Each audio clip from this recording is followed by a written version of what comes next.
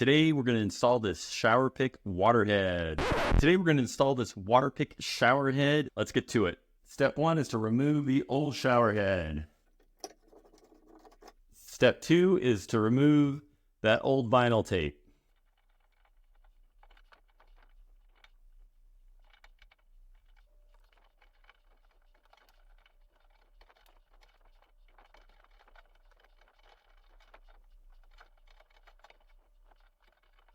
Next step is to make sure that the pipe doesn't have a restrictor or a screen already in place. This one does, so we're going to take that out.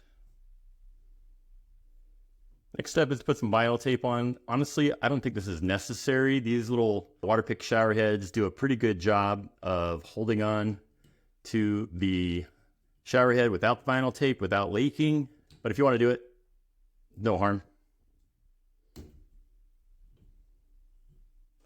All right, next, take a look at your valve and follow the instructions. It says to tighten the nut, turn it to the right.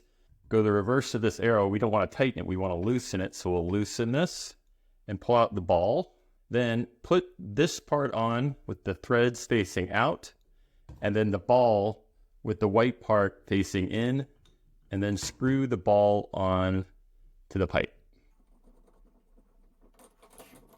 And do it pretty tight. Hand snug it. You don't need to use a wrench. Just your hand should be enough.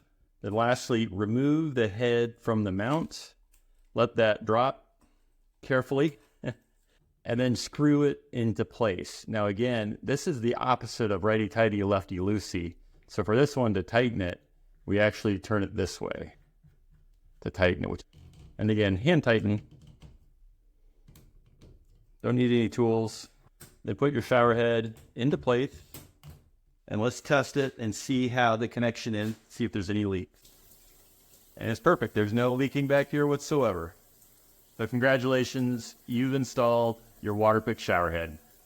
Thanks for watching. If this video helped you, the best way to thank me is to comment, like, or subscribe.